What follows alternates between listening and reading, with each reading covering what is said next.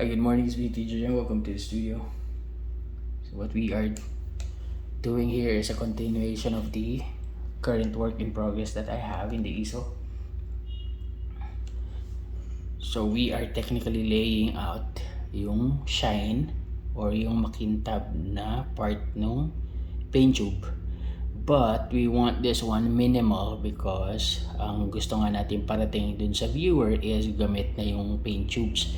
So here, yung mixture ng paint is a bit ng white, a little bit of blue, and silver.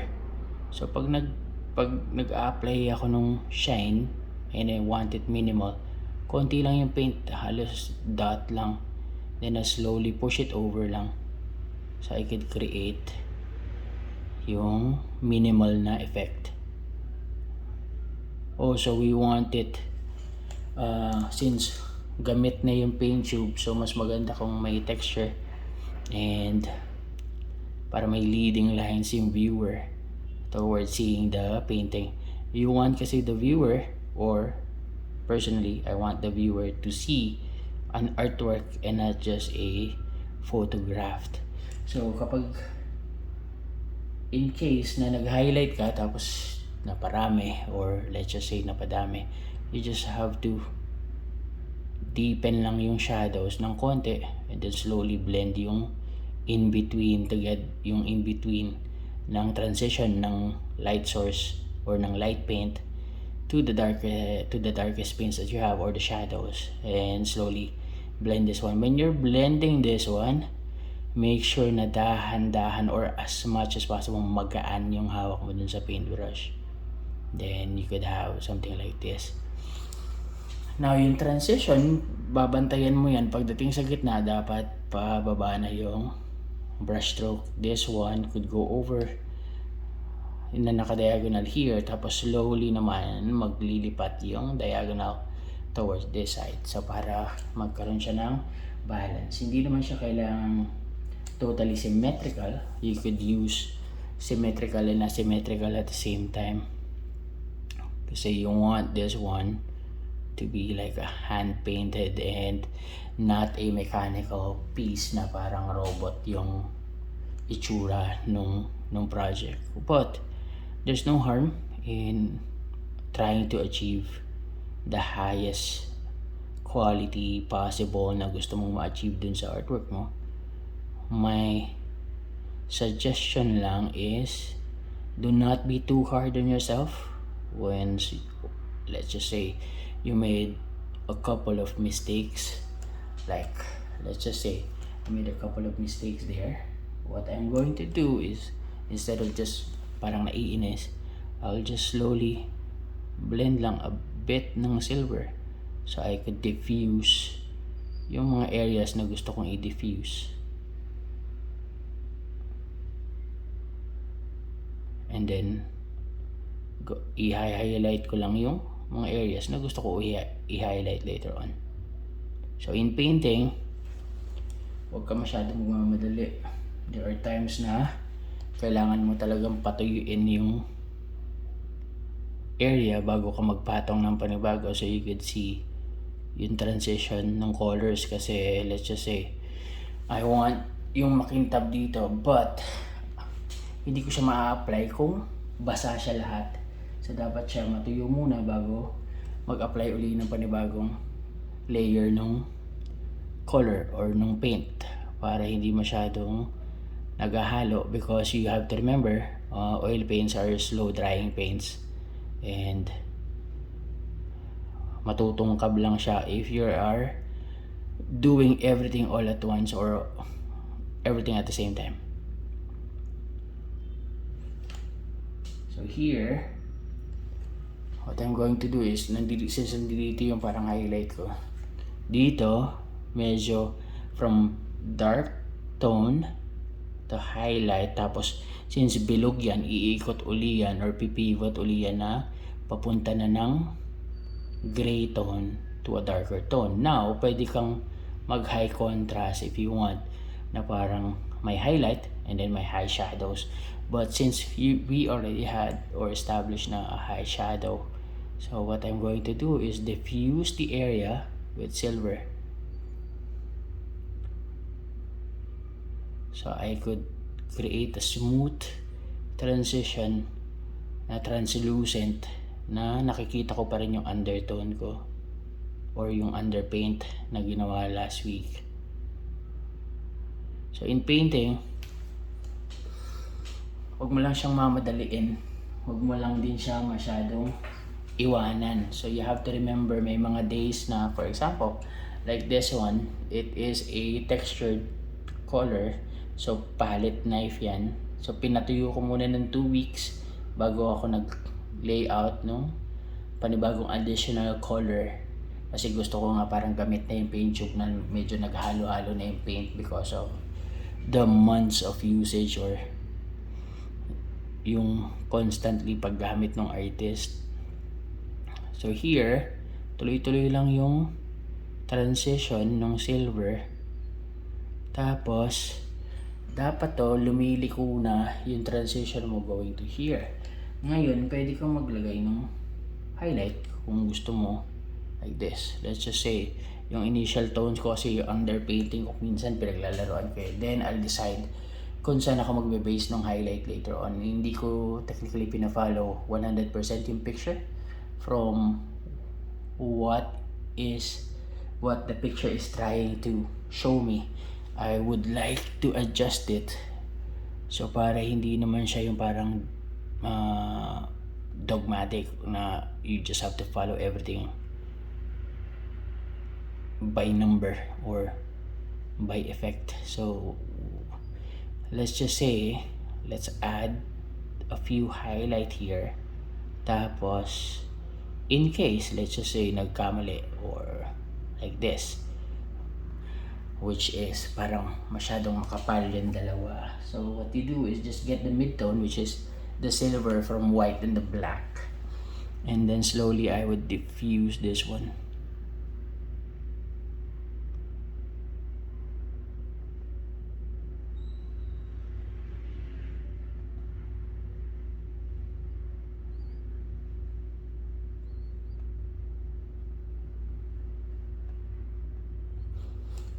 And then I would add a bit of black again to deepen this one para umangat yung yellow na may texture on top.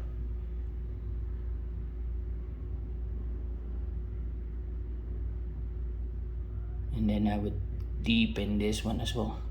Kasi meron akong highlight dito. So let's just say, gagawa ako ng contrast here.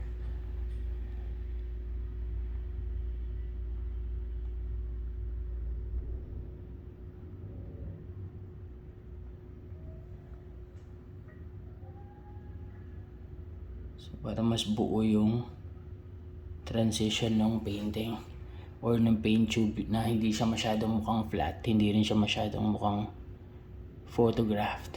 What I want kasi is, especially in my art, what I want is for the students to see na parang painting pa rin siya, hindi pa rin siya yung parang hyperrealism na parang picture na lang, oh teacher, you're so good. I want the student na to see that, okay, this could be achieved through dahan-dahan lang. Hindi kailangan na parang you need to have or you need to be gifted or born with an extraordinary talent. And then after this one, since I like this one, I will just blend this over, probably push this one up until here. To do that, wala ng paint. You could just get this paint na lang. Push it towards this area. It's called blending or blend brushing.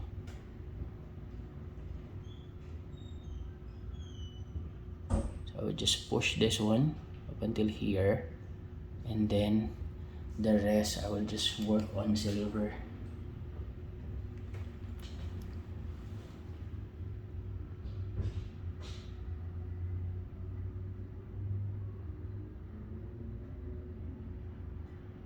Now, there are painting na parang when you do the undertone, flat muna yung images. With me, instead of flat, I would do the image in a 3-dimensional manner na. May mga traditional kasi na In traditional style before, when I was in college, my professor lets me use burnt umber and white. So parang tipid lang muna kasi underpaint yun eh. Nowadays, ginagawa ko pa din siya, pinalitan ko lang yung kulay na instead of burnt umber and white, I would use the actual colors that I want. Pero, hindi ko siya i-apply na parang tapos na. I would get the initial figure, initial images, pero I know na kapag sinimulan ko siya ng ganyan, yung structure niya is underpainting. So, hindi siya naka-mindset na parang, okay, this one is parang ala prima na and tapos na. It's nice to practice ala prima and apply it to your painting.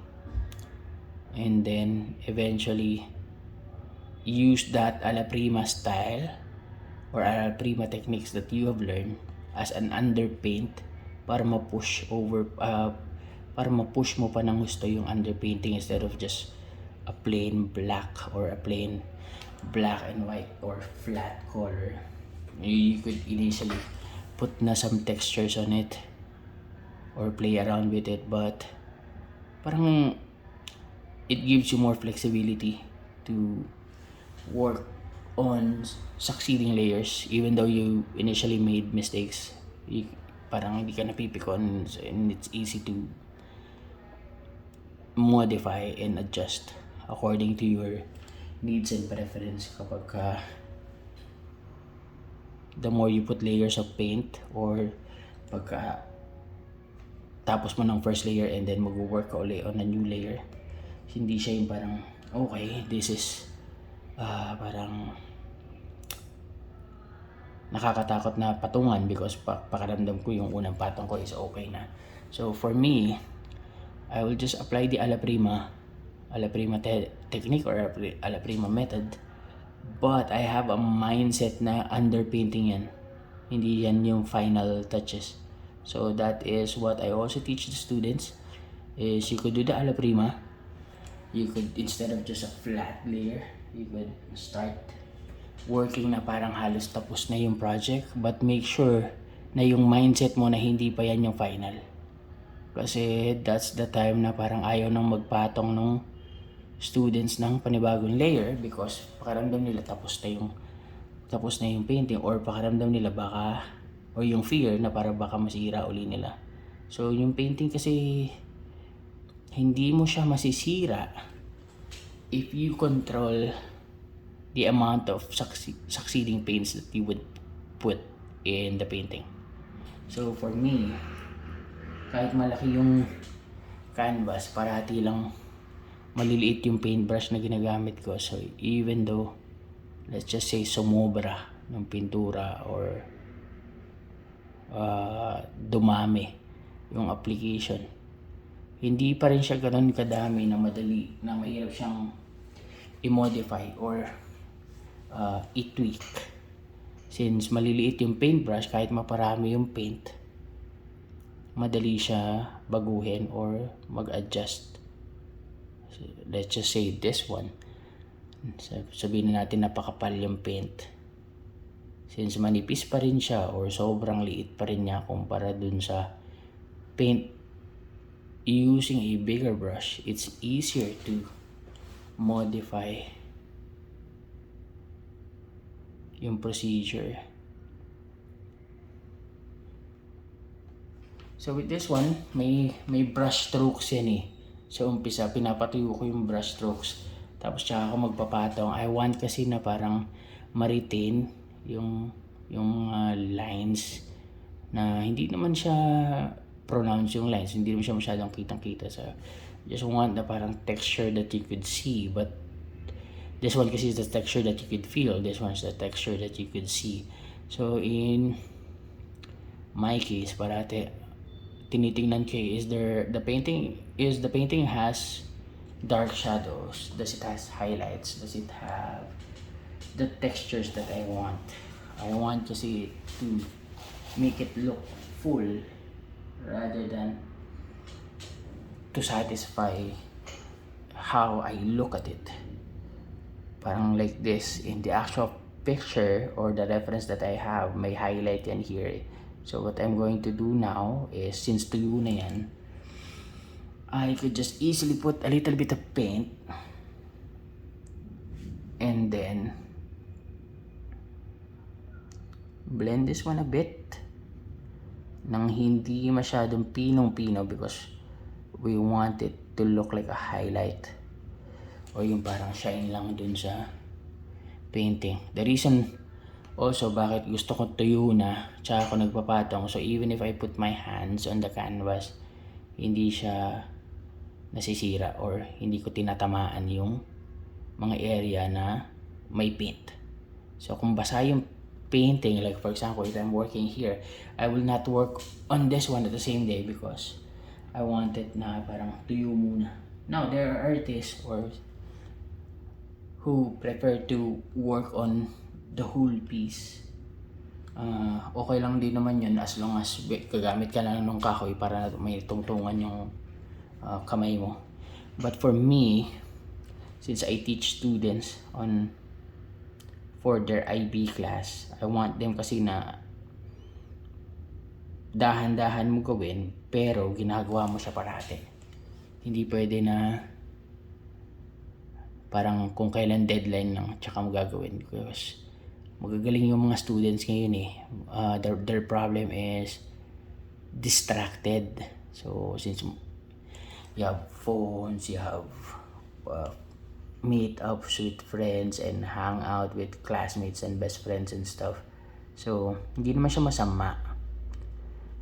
Hindi rin siya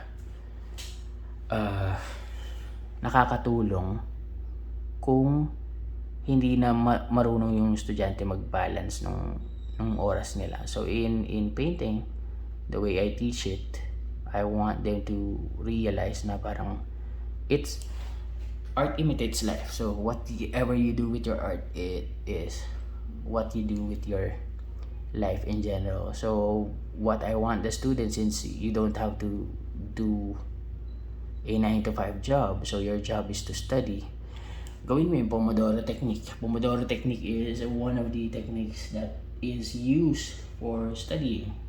25 minutes, rest for 10, work again. So with the painting, it's almost the same lang. So I would work on this one after I work on this one, instead of waiting it for 10 minutes because hindi naman siya matutuyo, I would wait for it for 1 day to dry and then, or 2 days to dry, and then work on the other areas, wait for it to dry, work on it. So ganun lang siya. Up until maintindihan ng students na parang okay, madali lang pala mag-paint as long as I understand the principle and what to do and what not to do para hindi ako maratel or hindi sila mataranta.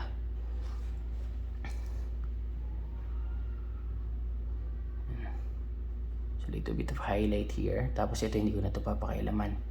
The reason why I want the textures to be underneath, so para pag naglalagay ako ng highlight, nandoon pa rin yung texture. Then sa reference ko na painting or reference sa picture, yung itong area meron niya mga stain ng yellow So to create the stain ng yellow, kuha ka lang ng konting yellow paint. Hindi naman siya kailangan sundin mo lahat nung picture kung saan nakalagay yung stain or yung dumi or yung natuyong pintura through squeezing ng paints. So what I will do is just tatansyahin ko na lang and then place it here, since parang stain yan So pag tinignan mo yung paint tube, may ganyan siya, may mga stain siya na something like this. So yung mga stain na ganyan, di mo na kailangan gaya niya. Technically ito yung reference na ginagawa ko but binabago ko yung itsura. You could have the reference and then you could adjust how you attack the painting or how you want to work on the subject that you have. So what I will do here is constantly add lang little bit of yellow here and there, so we could create parang stain. Staining hindi na kailangan siya malinis. Pwede na yan na brush strokes lang. But you need to pay attention na susundan mo pa rin yung brush strokes kasi hindi pwedeng mapunta yan dito tapos yung leading lines mo is going to this one kasi magkakaroon siya ng in contrast to the viewer or to the eye coordination ng viewer. So you have to also consider yung paglalagay even though it's random na hindi naman nahihirapan yung eye nung tumitingin or nung either collector or any person who would like to view your painting. So painting is like you telling a story to the to the viewer through a form of visual. A book is through a form of words, of course, and storytelling is of course through narration. So parang ganyan din siya.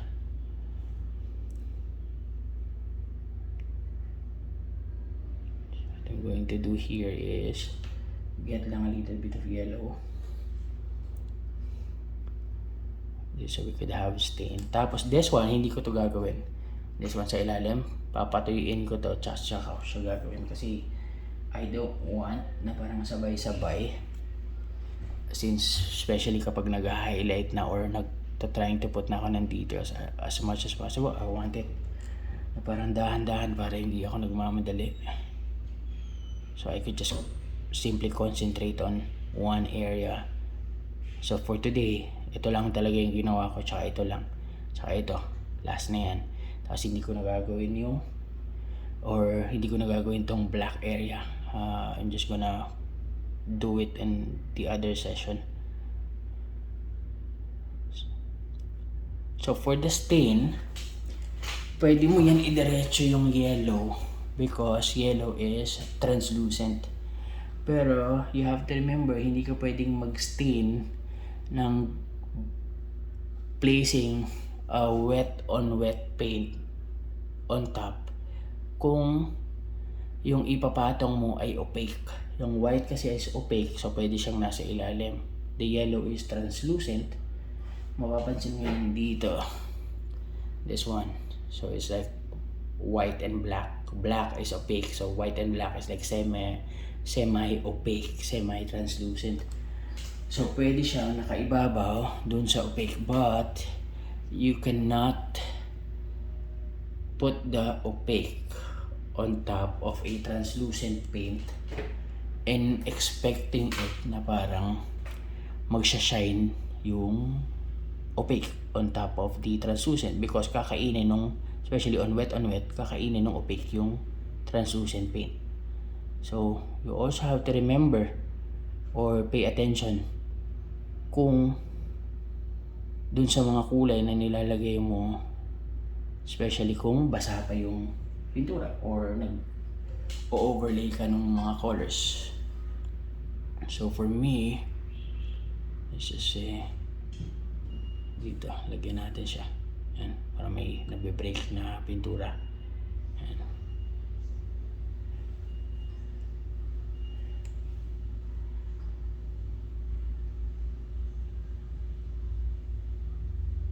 So, kaya yan kapag magbe-paint ka ng mga subjects na may yellow, so instead of directly yellow first, madalas ginagawa ko, I'll put a darker red first or an orange as an undertone.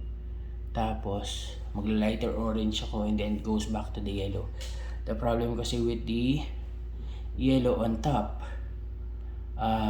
since translucent siya, makikita mo pa yung paint underneath. So madalas gumagamit muna ako ng underlayer color or color na malapit dun sa color na kailangan ko later on, which is kung for example dilaw, para may kapitan yung kulay or para may kamatch yung yellow later on. Kasi kung anong tawag dito, dilaw kagad in naka-direct, madalas na yan, parang hindi makikita kasi nga translucent yung kulay. Now, gagawa tayo ng konting effect here since nga gusto ko siya parang siraan or luma na. So, placing lang couple of textures here.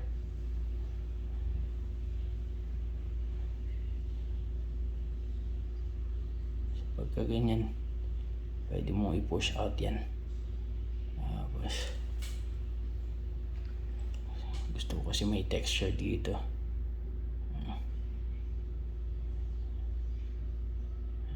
Let's just say meron pa ulit dito, konti lang.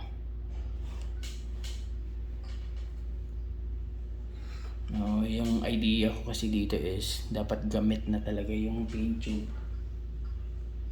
So mas madumi, mas maganda tignan ng konti.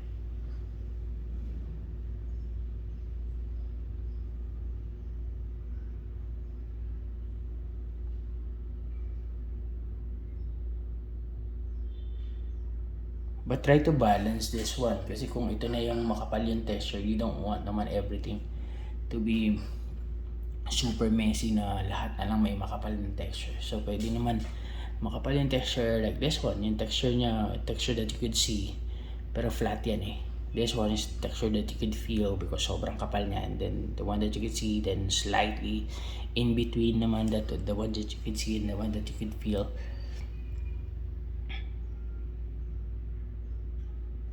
And as you go along, you could adjust na your painting. So let's just say this one, I made a mistake. So what I will do is just blend this one and brush it over.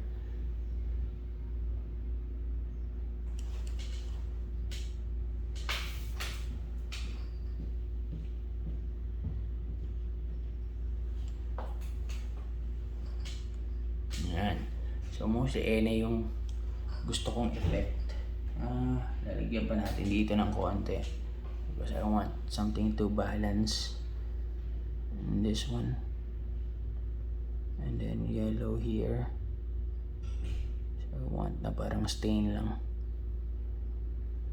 but not too much kasi you don't want it naman to be overpowering. Now for this one, what I do here is pinaint ko muna siya ng gray, tapos in betweens sa black na line, tapos white na line, tapos black na line, white na line. Inuna ko muna itong middle, tapos tsaka ako kinuha yung gilid, tsaka kinuha yung kabila. Hindi siya skwalado kumpara dun sa picture. So ang ginagawa ko kasi I paint it how I see it. Hindi siya parang yung nakamana-mana na naka-grid. Although I'm still using yung what do you call that one? Lazy doodle grid, or in art terms, like ko tinatawag dyan sa mga estudyante ko is like a tic-tac-toe method. Kasi kapag in-explain mo lang sa bata na lazy doodle, they thought na parang okay, it's a lazy thing. So I could opt out not to take it seriously. So for them, ine-explain sa kanila though na kung paano naman nila maiintindihan yung procedure, na it's a game, na hindi naman siya yung parang mahihirapan yung kid to adjust in trying to understand the lesson.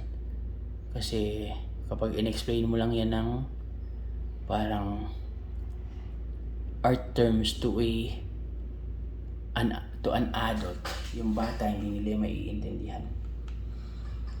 So the kids will just be confused now.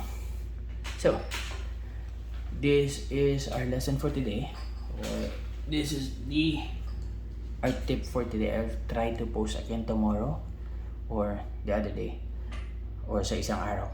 So ito muna. So let's just say, ulitin lang natin, let's do a recap. So undertone yan last week was a black, a mixture of silver. Tapos wala mo ng highlight pero nakapwesto na yung mga texture. Yung texture, yung parang leading lines. Tapos after that one, kapag tuyo na siya, it's a mixture of silver on top. Tapos dun sa mga highlights, it's a mix of titanium white, a little bit of light blue, and a little bit of silver again. So I want kasi na parang luma yung atake or luma yung result. Tapos yan, texture ng yellow, again, you have to remember kung kailangan mong mag-overlay or glazing, dapat yung underneath is an opaque paint, Tapos translucent paint yung on top or semi-translucent paint. So para maintindihan natin yun translucent paints, this one is a semi-translucent which is a mixture of white and black. Yung black na square, opaque yan. Yung totally white na square is translucent. This one is a semi-opaque, semi-translucent. This one is the translucent paints. Ay, opaque. Yung ganyan. Naka-solid na black. So, hindi ka pwedeng mag-glazing on top of a wet on wet paint kung translucent yung nasa ilalim and then yung ilalagay mo opaque and expect the opaque to be manipis or see-through. So, pero kung gagawin mo naman na parang makapal na ganitong highlights, of course, you cannot use naman a different white na parang flake white. You need to use a titanium white or an opaque na white para makapal naman yung makita mong paint. Same thing as this one. Pero ito pinatuyo kasi ng 2 weeks because isang buong makapal yan na dilaw. So this is Teacher Zheng. I hope you learned something from us here in Studio Andino. I will be back soon to upload another one probably next week. May everyone a wonderful day. If you have any questions, you could just comment on our YouTube channel. You can send us a message on Instagram or visit our website andelino.com to view the works of the students. May everyone a wonderful day. God bless, love and peace.